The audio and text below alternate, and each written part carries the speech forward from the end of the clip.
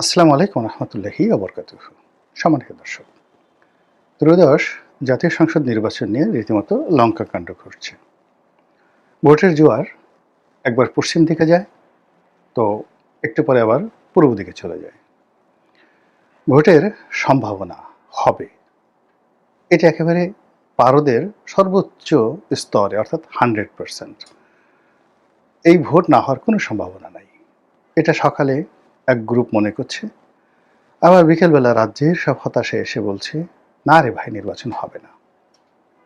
মানে পুরোটাই একটা জিগজাগ। এই জিগজাগের মধ্যে জরিপ প্রকাশিত হচ্ছে, যে যার মতো করে ন্যারেটিভ তৈরি করছে। এক গ্রুপ বলার চেষ্টা করছে, আমরা তো নির্বাচনে জয়লাভ করেই ফেলেছি, শুধু 12 থেকে একটা ঘোষণা, প্রধানমন্ত্রী তারেক রহমান সাহেব। আবার এই ঘটনায় কোনো প্রতিক্রিয়া না দেখিয়ে হঠাৎ করে একটা অডিও ক্লিপ মার্কিন দূতাবাসের কতিপয় কর্মকর্তা বাংলাদেশের কয়েকজন নারী সাংবাদিকের সঙ্গে কিছু কথাবার্তা বলেছেন জামাত নিয়ে। আর সেই কথার প্রেক্ষিতে চারিদিকে শুধু আওয়াজ, আমেরিকা চাচ্ছে জামাত ক্ষমতায় আসুক, আমেরিকা জামাতের সঙ্গে বন্ধুত্ব করাতে চাচ্ছে, আর আমেরিকা যদি চায় যে জামাত ক্ষমতায় আসুক, সঙ্গে সঙ্গে পাকিস্তান ঝাঁপিয়ে পড়বে, সঙ্গে সঙ্গে সৌদি আরব ঝাঁপিয়ে পড়বে, মিডল ইস্টের যত লোক আছে টাকার বস্তা নিয়ে বাংলাদেশে আসবে, তার সঙ্গে সঙ্গে মানে পুরো ইসলামের যে গ্রুপগুলো আছে, ভোটারগুলো আছে, তাদের উপর যে মধ্যপ্রাচ্যের তেল, তাদের যে বিনিয়োগ, সেই বিনিয়োগ যদি চলতে থাকে, জামাতের বিজয়কে ঠেকায়। এরপর তুরস্ক, তুরস্ক, এরদোয়ান, মালয়েশিয়া, মাহমুদুর রহমান মানে আমার দেশ সম্পাদক, মাহমুদুর রহমানের পত্রিকা আমার দেশ পত্রিকা, সব মিলিয়ে জামাতের যে একটা স্ট্রং বেজ আছে বা তৈরি হয়েছে, এই বেজটি যখন সামনের লাইমলাইটে চলে আসে, বিএনপির পিলে চমকে যায়। আর এই যে ভিডিওটা মানে আমাকে করতে হচ্ছে, এর কারণ হলো যে আমি কোনোদিন বিশ্বাস করিনি যে জামাত ক্ষমতায় আসতে পারে, এবং এখনো পর্যন্ত আমি মনে করি যে জামাত ক্ষমতায় আসবে না, এখন পর্যন্ত মনে করি। কিন্তু অবাক করে হলো, গতকাল মানে আমার এক বন্ধু, বয়স বড়, একটি সরকারি পদে আছে, আমি নাম বলবো না, মানে এই সময়টিতে মানে মেডিকেল সেক্টরে সবচেয়ে লুক্রেটিভ যে 2-3টে পদ রয়েছে, এরকম একটি পদে তিনি আছেন, বিএনপি করেন, বিএনপির কারণেই তিনি এখানে এসেছেন। তো তিনি কথা প্রসঙ্গে বলছিলেন যে, রনি ভাই, জামাত বোধহয় ক্ষমতা এসে যাচ্ছে। আমি বললাম, তাই নাকি? মানে ওনার মুখে কথা শোনার পরে আমার রীতিমতো ভয় লেগে গেল। এরপরে উনি মুখ কালো করে বললেন যে, সত্যি কথা বলি, আমি তো গত সেই 15 বছর আওয়ামী লীগের অধীনে চাকরি করেছি, আমার তো জানটা ছিল, নির্যাতিত হয়েছি, কষ্ট পেয়েছি, এটা ঠিক আছে, কিন্তু আমার জানটা ছিল। কিন্তু জামাত যদি ক্ষমতায় আসে, তাহলে তো আমার জান থাকবে না, আমি শেষ হয়ে যাব, একদম ফিনিশড বলে ভদ্রলোক একেবারে মুখটা কালো করে ফেলল। এবং এরপরে আমার কাছে মনে হলো যে আসলে এই ভিডিওটাই করা উচিত। করা উচিত এই কারণে যে, জামাত ধরেন ক্ষমতায় এলো না, ভালো কথা, কিন্তু যদি আসে, যদি আসে, যদি আনা হয়, কিভাবে আনা হবে এগুলো আমি ইন ডিটেলস এগুলো বলবো না, কিন্তু যদি আনা হয় তাহলে কী কী প্রতিক্রিয়া হতে পারে, কী কী ঘটনা ঘটতে পারে, সেই জিনিসগুলো যদি আপনি আগে থাকতে বুঝতে পারেন, তাহলে নির্বাচনের বাকি যে সময়গুলো আছে আপনি নিজে প্রস্তুতি নিতে পারেন।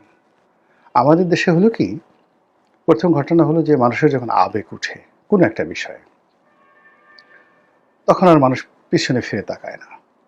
আমরা আইয়ুব খানকে নিয়ে আবেগ দেখিয়েছি, ফাতেমা জিন্নাহকে নিয়ে আবেগ দেখিয়েছি, 69-এর গণ অভ্যুত্থান নিয়ে আবেগ দেখিয়েছি, বঙ্গবন্ধুকে নিয়ে আবেগ দেখিয়েছি, এরশাদকে নিয়ে আবেগ দেখিয়েছি, বেগম জিয়াকে নিয়ে। আমরা কাকে নিয়ে আবেগ দেখাইনি বলেন? ওসমান হাদিকে নিয়ে আমরা আবেগ দেখিয়েছি, আবার 48 ঘন্টা যেতে না যেতেই আমাদের আবেগ চলে গেছে। জামাতকে নিয়ে, এই জামাত বুঝে যে বাংলাদেশের আবেগ 48 ঘন্টার বেশি থাকে না। তো জামাত একবার সামনে যাচ্ছে, একবার পিছনে যাচ্ছে, এবং কোনো অবস্থাতেই জামাত তাদের সম্পর্কে যে ন্যারেটিভগুলো আছে সেটাকে পার্মানেন্ট তারা করছে না। এর কারণ হলো নির্বাচনের ৪৮ ঘন্টা আগে তারা মানুষের আবেগকে নিয়ে কিছু একটা করার প্ল্যান তারা করে রেখেছে। এটি লিখে রাখেন আপনি। যদি নির্বাচন হয় তাহলে নির্বাচনের ৪৮ ঘন্টা আগে জামাত এমন কিছু একটা করবে যাতে সকল আবেগ জামাতের দিকে চলে যাবে। নাম্বার 1। নাম্বার 2 হলো জামাতের যে ফরেন রিলেশনস, বিদেশিদের সাথে তাদের যে সম্পর্ক, এই ক্ষেত্রে আমি মনে করি আওয়ামী লীগ, বিএনপি, জাতীয় পার্টির যে কোনো দলের চাইতে জামাত অতিরিক্ত পারঙ্গমতা দেখাচ্ছেন। আমি একদিন বিএনপি এক নেতার, বড় নেতা যার সঙ্গে জামাতের আমির সাহেবের ভালো বন্ধুত্ব, তো তিনি তাচ্ছিল্য করে বলছিলেন যে জামাতের আমির তো ইংরেজি বলতে পারেন না, ও বিদেশিদের সাথে কি বৈঠক করে, ও তো ইংরেজি বলতে পারে না। তো এই যে বিএনপির তাচ্ছিল্য, তার জবাব আমি দেখলাম জামাতের একটি কনভারসেশন দেখলাম জামাতের আমিরের, অসাধারণ ইংরেজি বলেন এবং তিনি মঞ্চে দাঁড়িয়ে মাইক হাতে নিয়ে তার এই বয়সে যেভাবে একটি অনুষ্ঠান তিনি কন্ডাক্ট করলেন বিদেশিদের সঙ্গে, সেখানে তিনি আরবি লাইনে পড়াশোনা করা মানুষ নয়, কিন্তু ক্ষণে ক্ষণে অ্যারাবিকের কিছু শব্দ তিনি উচ্চারণ করছিলেন, একেবারে নিখুঁত প্রোনাউন্সিয়েশন, শুনলেই ভালো লাগে। আপনি যদি ধরুন কাউকে যদি বলেন ভাই সাহেব কেমন আছেন, সেটা না বলে যদি বলেন আসসালামু আলাইকুম প্রিয় মোহতারাম, আমাদের দেশের মানুষ মন নরম হয়ে যায়। তারপরে আপনি যদি বলেন আল্লাহ আপনাকে উত্তম যাজা দান করুন, প্রতিদান দান করুন, যাজা দান করুন, জাজাকাল্লাহু খায়রান, আমাদের দেশে এই শব্দগুলো সঠিকভাবে উচ্চারণ করতে পারাটাও একটা বিরাট ব্যাপার। তো শফিক সাহেব তো সেই কাজগুলো করছেন। তারপর একই সঙ্গে তিনি ইংরেজি বলছেন, বাংলা বলছেন, তিনি দাড়ি টুপি পাঞ্জাবি নিয়েই তিনি বিদেশিদের সঙ্গে বৈঠক করছেন। বিদেশি মহিলা, বাংলাদেশি মহিলা, আধুনিক মহিলা, তরুণ মহিলা, সবাইকে নিয়ে তিনি যে একটা আধুনিক জামাতের যে রূপরেখা এই নির্বাচনের ময়দানে তুলে ধরছেন, সেটাকে সামাল দেওয়ার জন্য বিএনপিকে রীতিমতো হিমশিম খেতে হচ্ছে। আর দ্বিতীয়ত হলো যে তারেক রহমান সাহেবের সম্পর্কে, বিএনপির সম্পর্কে গত ১৭ মাসের যে দুর্নাম বদনাম, চাঁদাবাজি, প্লাস ২০০১ থেকে ২০০৬ সন পর্যন্ত হাওয়া ভবন কেন্দ্রিক তাদের যে দুর্নাম এবং বদনাম, এই জিনিসগুলো তো জামাত দশমুখে প্রচার করে যাচ্ছে। কিন্তু জামাতকে আপনি গালাগালি করছেন মুনাফেক, ৭১-এর রাজাকার, ধর্ষক, কিন্তু আপনি তো বলতে পারছেন না যে এই লোকটা নামাজ পড়ে না। আপনি তো বলতে পারছেন না এই লোকটা টাকা চুরি করেছে ব্যাংক থেকে, এই লোকটা চাঁদা নিয়েছে। এই জিনিসগুলো করা যাচ্ছে না এবং ওগুলোকে জামাত ক্রমশ এনক্যাশ করছে, প্রবলভাবে এনক্যাশ করছে। তো এরই ধারাবাহিকতা যেটা হচ্ছে, তারা দেশে এবং দেশের বাইরে যে কাজগুলো করছে, প্রকাশ্য করছে 20%, আর 90% তারা গোপনে করছে এবং সেই গোপনীয়তার একটা অডিও ফুটেজ ভাইরাল হয়ে গেছে যে আমেরিকার সঙ্গে তাদের যে বন্ধুত্ব, এবং এই বন্ধুত্বটা রীতিমতো চাপ তৈরি করেছে বিএনপির উপর। আর আমাদের দেশের মানুষই যে বললাম হুজুকে, সবাই যদি মনে করে যে আমেরিকা চাচ্ছে, বা যদি আমরা বিএনপিকে ভোট দেই, শেষ মুহূর্তে যদি নির্বাচন ক্যান্সেল হয়ে যায়, ডক্টর ইউনূস, জামাত, এনসিপি তারা যদি আরও 5 বছর থাকে, তাহলে যে ডলাটা খাবো রে বাবা গো, তার চেয়ে বরং দাঁড়িপাল্লায় ভোটটা দিয়ে দিই। এরকম সহজ সরল চিন্তা করার মানুষ আমাদের দেশে অসংখ্য আছে। তো যেটা বলছিলাম যে জামাত এখানে বিনিয়োগ করেছে অর্থ, বিনিয়োগ করেছে তাদের শ্রম, মেহনত। তারা মানে সবাই যে এমপি হবে তা নয়। তাদের দলের যদি ১ কোটি লোক থাকে, যদি ২ লাখ এখানে রেজিমেন্টেড রোকন থাকে, তো এই ১ কোটি লোক কেউ নিজের পকেটের টাকার বাইরে কারোর কাছ থেকে টাকা পয়সা নিচ্ছে না। ১ কোটি লোক যদি দৈনিক ১০ টাকা করে খরচ করে, ১০ কোটি টাকা তার খরচ হয়। যদি ১০০ টাকা খরচ করে, ১০০ কোটি টাকা খরচ হয়। তো ১ কোটি লোক জামাতের সারা বাংলাদেশে, আমি কেবল সর্বনিম্ন ধরলাম, ১ কোটি লোক, তারা সবাই যদি দৈনিক বলে যে আমি ১০০ টাকা করে খরচ করব, তাহলে জামাত নির্বাচনের ময়দানে 100 crore টাকা প্রতিদিন খরচ করতে পারছে। আর বিএনপির যারা প্রার্থী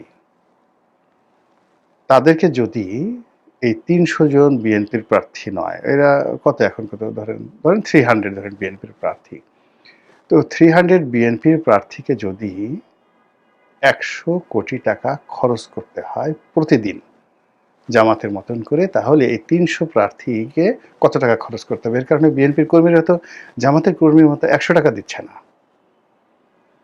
তারা বরং প্রার্থীর কাছ থেকে টাকা নিচ্ছে। স্লোগান দিতে টাকা লাগবে, হুন্ডাতে টাকা লাগবে, মঞ্চ করতে টাকা লাগবে, ইত্যাদি ইত্যাদি ঘটনা। ফলে আপনারা নিজেরা একটু হিসাব করে নেন যে ১০০ কোটি টাকা যদি ৩০০ জন প্রার্থীর মধ্যে ভাগ করে প্রতিদিন একজন প্রার্থীকে কত টাকা খরচ করতে হচ্ছে। তারা হয়তো সেটা করতে পারছেন না, না পারার কারণে কি হচ্ছে, জামাত খরচের দিক থেকে এগিয়ে যাচ্ছে। জামাত ঢাকা শহরের রিকশাওয়ালাদেরকে আমরা বদনাম শুনতে পাচ্ছি যে ১,০০০ টাকা করে প্রতিদিন রিকশাওয়ালাদেরকে দিচ্ছে, এবং এই ১,০০০ টাকা দেওয়ার জন্য ঢাকা শহরে তাদের যে কজন রোকন আছে, রোকনরা পকেটে হাত দিয়ে টাকা দিয়ে দিচ্ছে। পাড়া মহল্লাতে আওয়ামী লীগ বা বিএনপির কোনো নেতা, কোনো কর্মী এই কাজ কোনোদিন করবে না, কোনোদিন করবে না। বরং নেতার কাছ থেকে সে ১০,০০০ টাকা নেবে, পোস্টার দেওয়ার কথা বলে, স্লোগান দেওয়ার কথা বলে নিজে ৫,০০০ টাকা মেরে, তার হয়তো ৫ কোটি টাকার সম্পত্তি আছে, কিন্তু ওই যে নেতার কাছ থেকে ৫,০০০ টাকা সে মারতে পেরেছে, এটাকে সে একটা বিজয় মনে করে। আওয়ামী লীগেও এই অভ্যাস হয়েছে, বিএনপিতে এই অভ্যাস হয়েছে, জাতীয় পার্টিতে রয়েছে। কিন্তু জামাতের এই রোকন করবে কি, সে ডেইলি সেই জান্নাত পাওয়ার জন্য, দলকে সাহায্য করার জন্য, আল্লাহকে খুশি করার জন্য ডেইলি বলে যে আমার সামর্থ্য আছে, আমি ৫,০০০ টাকা এই নির্বাচনের এই কয়দিন দান করব দলের জন্য। আর এই দলের নির্দেশ অনুযায়ী ১,০০০ টাকা করে ৫ জন রিকশাওয়ালাকে দেবো। আমার এই এক মাসে কত খরচ যাবে? ডেইলি ৫,০০০ গেলে এক মাসে ১.৫ লাখ টাকা যাবে। এটা কোনো টাকা নাকি? জামাত ক্ষমতা আসলে এটা কোনো ব্যাপারই না। তারা এই কাজগুলো করছে। ফলে বিনিয়োগে আপনি যেহেতু জামাতের সাথে পারছেন না। এখন রেজিমেন্টেড ফোর্স, এই যে বললাম যে ২ লাখ রোকন থাকে, ১ কোটি মানুষ থাকে, এই ১ কোটি মানুষের ৫০ লাখ বউ আছে। এই ৫০ লাখ বউয়ের বিশ্বাস করেন একটাও ঘরে নেই। বিএনপির ৫০ লাখ বউ রাস্তায় নেমেছে, আপনি দেখান তো কয়েকজন পরিচিত মুখ, কয়েকজন তরুণ লোক টাকা পয়সা নিয়ে কাজকর্ম করতেছে, কিন্তু জামাতের ৫০ লাখ বউ, মানে ১ কোটি জামাতির ৫০ লাখ বউ।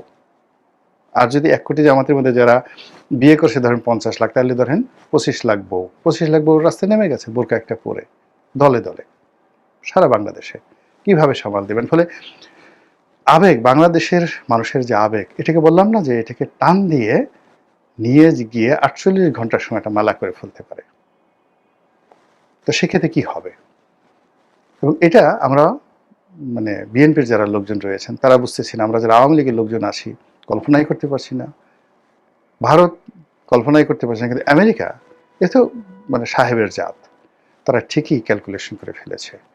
চীন ক্যালকুলেশন করে ফেলেছে, ইউরোপীয় ইউনিয়ন ক্যালকুলেশন করে ফেলেছে। ফলে দলে দলে গিয়ে দেখেন তারা জামাতের আমিরের সঙ্গে গিয়ে মগবাজারে দেখা করে আসছে। এর ফলে এই যে যেই লোকেরটির কথা বললাম আমার বন্ধু, সে তো বিএনপির সাধারণ লোক নয়।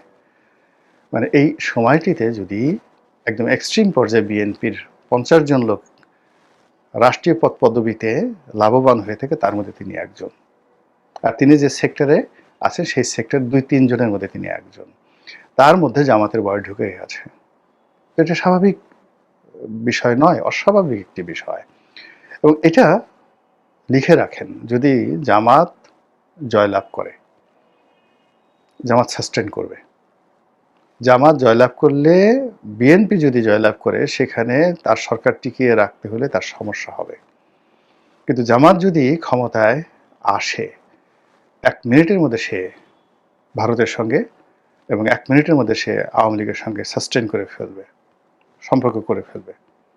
এবং এই যে তাদের যে একটা উত্থান, এটাকে আপনি ধরে নিতে পারেন মিনিমাম ২০ বছর, 20 ইয়ার্স। এই ২০ বছর আওয়ামী লীগকে আঙ্গুল চুষে খেতে হবে এবং ২০ বছর বিএনপিকে নিজের চুল ছেড়ে কুচি কুচি করে ফেলতে হবে। এর বাইরে কিচ্ছু করার থাকবে না। অন্য যদি হয়, যদি বিএনপির জয় হয়, সেটা আবার ভিন্ন প্রসঙ্গ। আমি মানে জামাতের যে সম্ভাবনাগুলো রয়েছে, জামাত যদি ক্ষমতা আসে তাহলে কি হতে পারে, এটার একটা জাস্ট একটা চিত্র আপনাদেরকে বুঝিয়ে বললাম। ইট ডাজ নট মিন যেটা হবে, it does not mean I have either any connection with Jamaat, আর ইট ডাজ নট মিন যে I have any connection with BNP আর আওয়ামী লীগ। একজন বিশ্বাস করেন, আল্লাহর হস্তে বলছি, গত 17 মাস ধরে সকল স্বার্থের বাইরে গিয়ে, লোভ লালসার বাইরে গিয়ে, রাজনীতির পদপদবীর কামনা বাসনা বাদ দিয়ে কেবলই মাত্র একজন রাজনীতির বিশ্লেষক হিসেবেই আমি নিজেকে প্রচার করে যাচ্ছি, এবং এটাকেই আমি মনে করছি আমার বেঁচে থাকার আনন্দ। যদি মনে করতাম যে আমি ইলেকশন করব, নমিনেশন পাব, স্বতন্ত্র, জামাতের নমিনেশন, বিএনপির নমিনেশন, এটা আল্লাহর মেহরবানিতে কোনো সমস্যা ছিল না। এবং আগামীতেও যদি আমি চাই, যারাই ক্ষমতায় আসবেন সেই ক্ষমতার অংশীদার হওয়া, ভাগীদার হওয়া আমার জন্য কোনো সমস্যা না। কিন্তু লিখে রাখুন, আমাকে ওখানে ইনশাল্লাহ দেখবেন না। আপনাদের সঙ্গে আছি, এখানেই আপনি দেখবেন। আর এই 2009 সন থেকে সবসময় মজলুমের পক্ষে থেকেছি।